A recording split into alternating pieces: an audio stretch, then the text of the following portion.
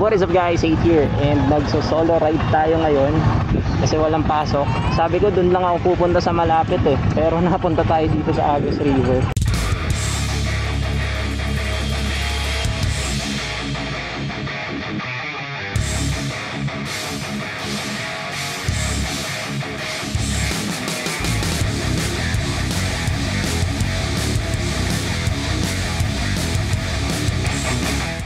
Masaya lang magmotor tapos mag picture yung solo ride, tapos madali mo makukuha yung camera mo, tapos pag may nakita kang view mapipicturean mo agad. Iba yung feeling kapag nakamotor ka kaysa yung nakasasakyan ka, kasi iba yung mga napupuntahan ng motor lalo kapag yung motor nyo is medyo pang adventure, kagaya nito semi enduro na Honda CRF 150L. So nakapunta tayo dito sa mismong baba nitong Agus River. So dito sa lugar na to, meron siyang entrance fee na 10 piso lang naman. Ayan, yung ilog. So yung ilog, yung Agus nanggagaling doon papunta doon sa baba, papuntang Pacific Ocean.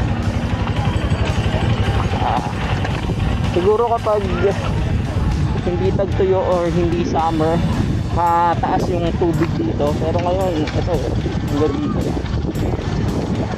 ayos na din. Marami-rami rin tayong mga napicturan at kung saan advantage talaga ng motor yung ma-access yung mga lugar na mahirap mapuntahan ng 4 wheels. So i-partner mo pa sa photography, mas masaya. Sayang wala akong dalang panligo.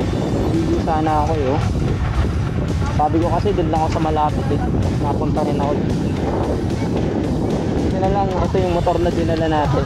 Ito naman talaga yung ginagamit ko kapag solo ride lang. Ito talaga yung magandang gamitin kasi tipid sa gas, tapos marami pa ako napupuntahan.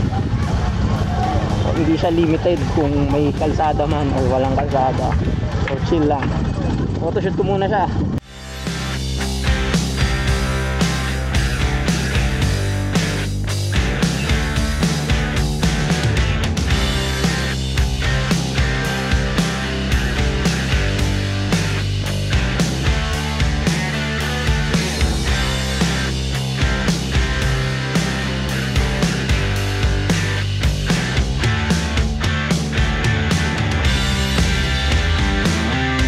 So yan, tumirik na yung araw, mainit din, and hindi naman ako maliligo, so babalik na ako dun sa taas ulit para magpalamig. Dito na natin tatapusin tong video na to. Thank you guys for watching. Don't forget to like and subscribe.